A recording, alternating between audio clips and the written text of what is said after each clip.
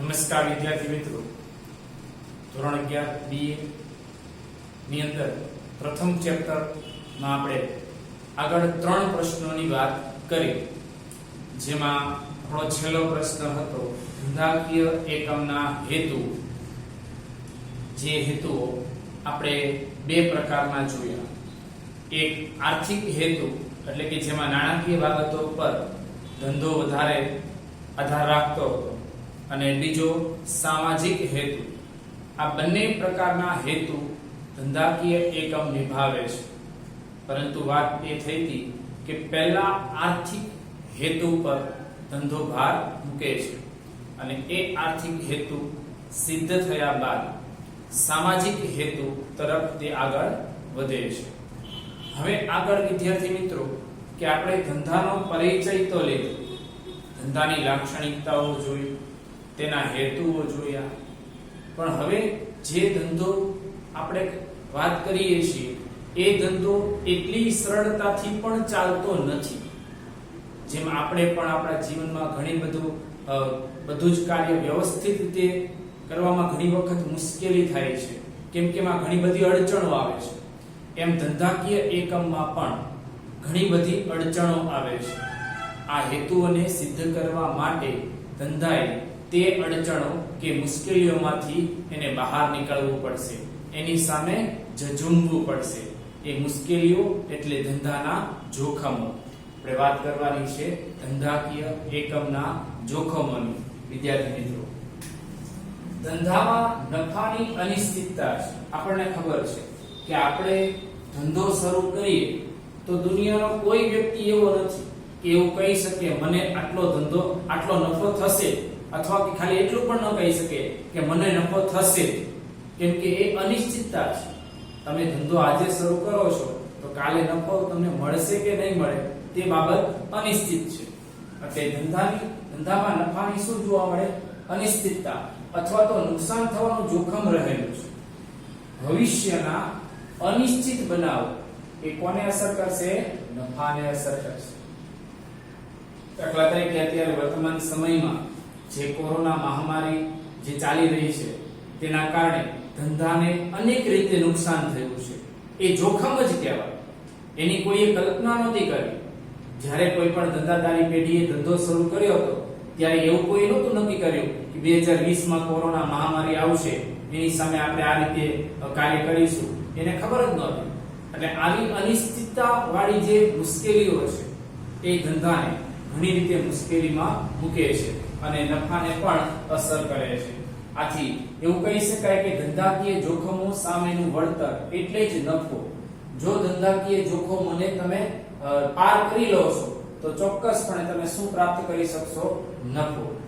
વિદ્યાર્થી મિત્રો, કોઈ પણ ધંધો હશે એ ધંધામાં બે સ્વરૂપના જોખમો હોય.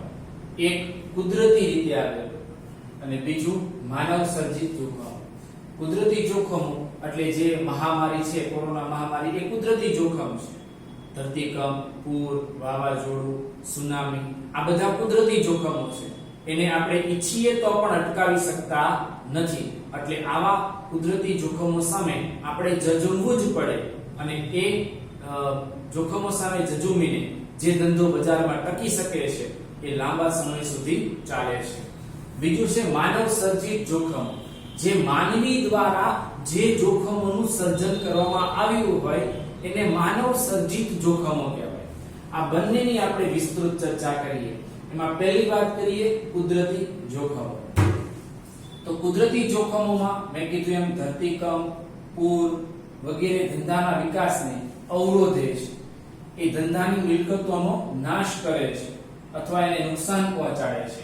અને આવા કુદરતી જોખમો ઉપર ધંધાનો કોઈ અંકુશ હોતો નથી.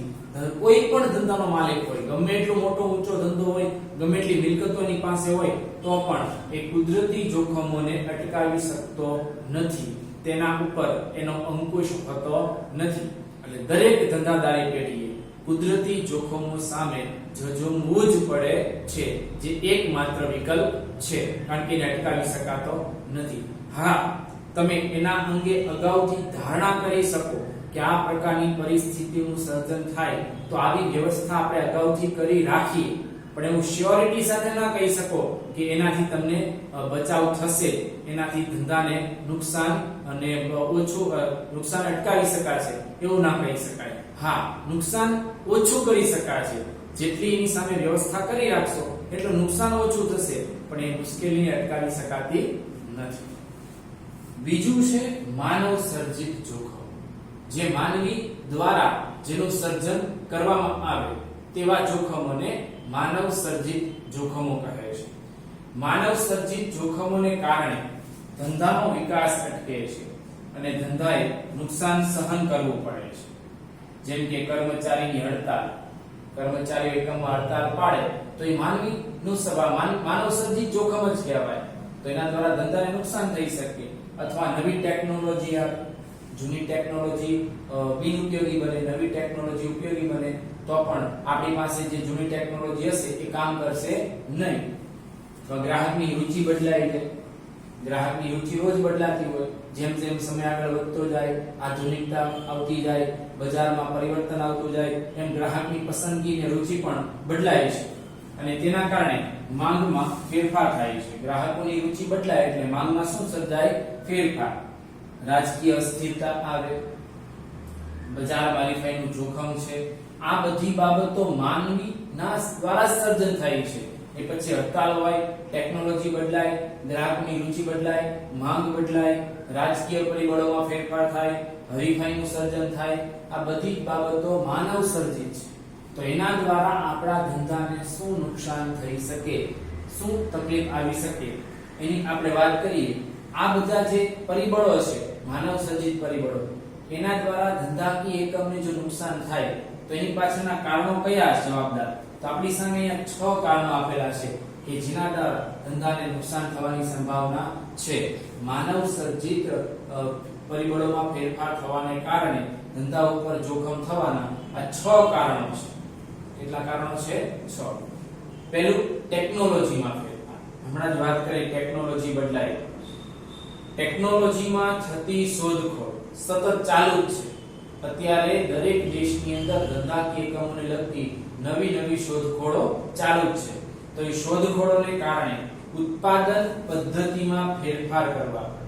તમે વર્તમાન પરિસ્થિતિ પ્રમાણે ન ચાલો, બજાર પ્રમાણે ન ચાલો તો પાછળ રહી જાઓ.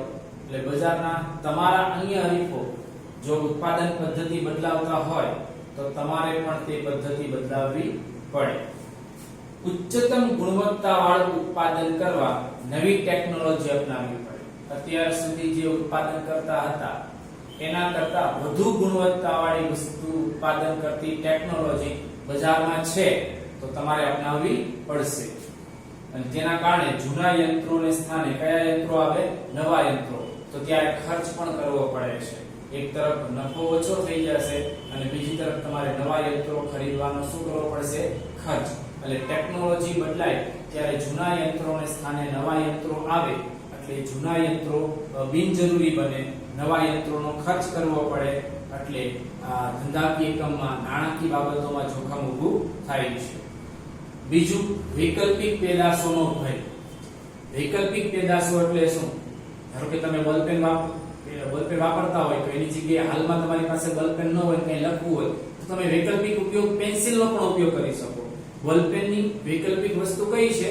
પેન્સિલ. એમ અહીં પણ ગ્રાહકો વૈકલ્પિક પેદાશો તરફ વળે છે. ટેકનોલોજી બદલાય છે તો એના કારણે ગ્રાહકો કઈ પેદાશ તરફ વળશે? વૈકલ્પિક પેદાશ તરફ વળશે. દાખલા તરીકે ફાઉન્ટેન પેન નો ઉપયોગ કરતા લોકો, ફાઉન્ટેન પેન બહુ મોંઘી થઈ જાય તો એના સ્થાને શું લેવા મળે? બોલપેન લેશે, સાદી બોલપેન. તાંબા પિત્તળના વાસણો મોંઘા થઈ જાય તો લોકો એના સ્થાને કયા વાસણો લેશે? સ્ટીલના વાસણો લેશે વગેરે. લોકોની પસંદગી બદલાય છે અને એના વૈકલ્પિક પેદાશો બજારમાં નવા આવતા જાય છે, જેના કારણે માંગમાં પણ ફેરફાર સતત થતો રહે છે. આ પણ એના માટે જોખમ છે. ત્રીજું છે વિદ્યાર્થી મિત્રો, હરીફાઈ, કોમ્પિટિશન, જે બજારમાં હંમેશા રહેવાની. જેટલી હરીફાઈ વધારે હશે એટલો ધંધો બજારમાં મજબૂત તો થાય છે, પણ સામે નબળા ધંધાને મુશ્કેલી પણ પડે છે. તો એ હરીફાઈનું ધંધાનું જોખમ વધારે છે, જેની પ્રત્યક્ષ અસર ધંધાના નફા ઉપર થાય છે. ધંધાકીય એકમે બજારમાં પોતાનું સ્થાન ટકાવી રાખવું હોય તો હરીફાઈનો સામનો કરવો અને વસ્તુની વેચાણ કિંમત શું કરવી પડે? ઘટાડવી પડે છે. બજારની હરીફાઈમાં ટકવા માટે દરેક ધંધાએ પ્રયત્નો કરવા પડે છે અને એ પ્રયત્નો એને વસ્તુની વેચાણ કિંમતમાં શું કરવો પડે? ઘટાડો કરીને કરવા પડે છે. અને જાહેરાતનો ખર્ચ કેવો કરવો પડે છે? વધારે કરવો પડે.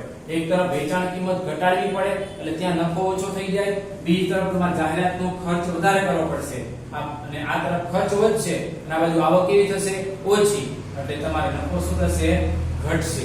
એટલે હરીફાઈના સંજોગોમાં, કોમ્પિટિશનના સમયમાં બજારમાં તમારું સ્થાન ટકાવી રાખવું હોય તો તમારે જાહેરાતનો ખર્ચ વધારવો જ પડશે અને બજારની વસ્તુની કિંમત તમારે બજારની અન્ય વસ્તુની કિંમતોની હરોળમાં રાખવી પડે છે.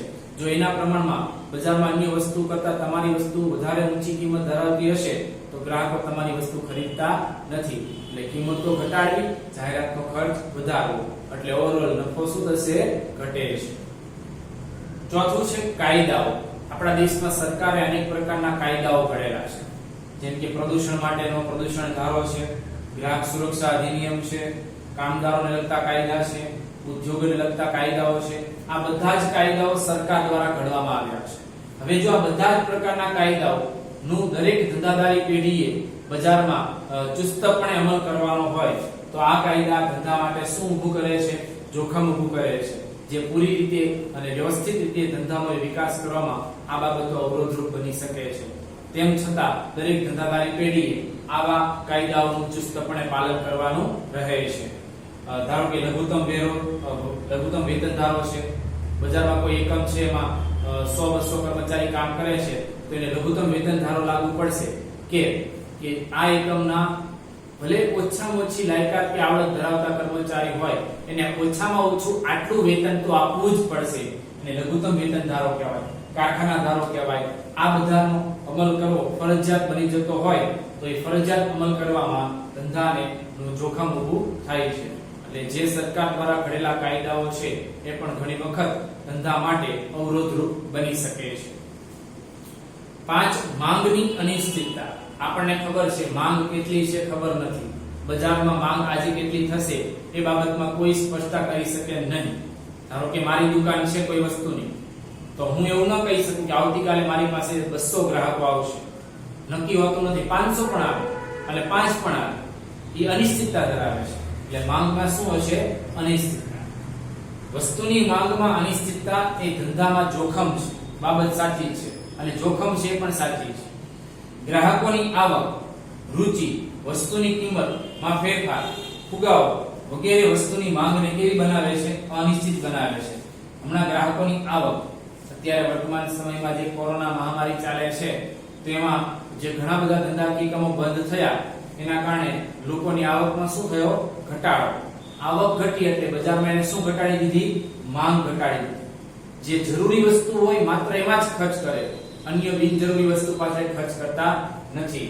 ત્યાર પછી ગ્રાહકોની રુચિ બદલાઈ જાય, પસંદગી બદલાઈ જાય, વસ્તુની કિંમત બદલાઈ જાય, ફુગાવો એટલે કે ભાવ વધારો થાય. આ બધી જ પરિસ્થિતિ એ માંગને કેવી બનાવે? અનિશ્ચિત બનાવે છે. અમુક સંજોગોમાં માંગ ખૂબ વધી જાય, અમુક સંજોગોમાં માંગ ઘટી જાય. જેમ કે આ લોકડાઉન દરમિયાન કોરોના મહામારીના સમયમાં હેન્ડ સેનિટાઈઝરની માંગ ખૂબ વધી ગઈ, માસ્કની માંગ ખૂબ વધી ગઈ, ત્યારે બીજી વસ્તુની માંગ ખૂબ ઘટી ગઈ.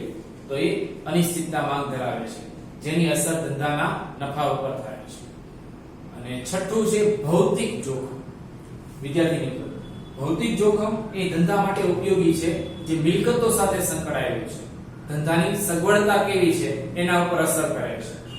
ધંધામાં ઉપયોગમાં લેવાતી મિલકતોને થતું નુકસાન એ ભૌતિક જોખમ. ધંધામાં મિલકતોને થતું નુકસાન એ કેવું જોખમ ઊભું કરે? ભૌતિક જોખમ ઊભું કરે છે. યંત્રો અને સાધનો કામ કરતા બંધ થઈ જાય, વહન દરમિયાન માલને નુકસાન થાય ત્યારે આવું ભૌતિક જોખમ ઊભું થાય છે. ફરીવાર કે એકમના યંત્રો અને સાધનો બંધ પડી જાય તો એ પડ્યા રહેશે તો એનો વેરંટી એટલે કે મેન્ટેનન્સ છે એનો ખર્ચ વધી જાય છે. બીજું કે પેદાશોનું કે સાધનોની વહન દરમિયાન એને નુકસાન થવાની સંભાવના છે તો એનો મરામત ખર્ચ આપણે અલગથી કરવો પડે છે. આ બધું જ ધંધાકીય એકમમાં ભૌતિક જોખમ ઊભું કરે છે. આમ વિદ્યાર્થી મિત્રો, આ કુલ 6 પ્રકારના જોખમો ધંધા સાથે સંકળાયેલા છે.